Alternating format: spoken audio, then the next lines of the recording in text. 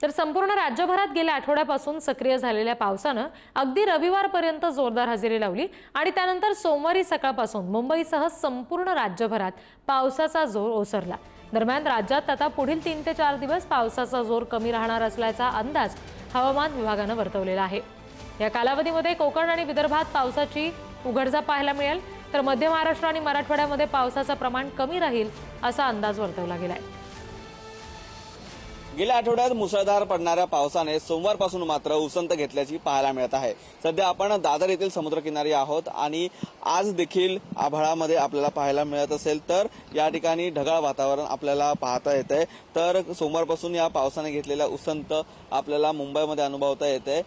मुंबई आणि आसपासच्या शहरालगत मध्यम ते हलक्या स्वरूपाच्या सरी आहेत त्या अधूनमधून या ठिकाणी पाहायला मिळत आहेत। अधूनमधून पडणाऱ्या सरीमुळे वातावरणामध्ये गारवा आपल्याला पाहायला मिळतोय, परंतु येणाऱ्या काही दिवसांमध्ये पावसाचा जोर हा ओसरणार असल्याचं देखील हवामान खात्याच्या अंदाजानुसार या ठिकाणी व्यक्त करण्यात आलेला आहे।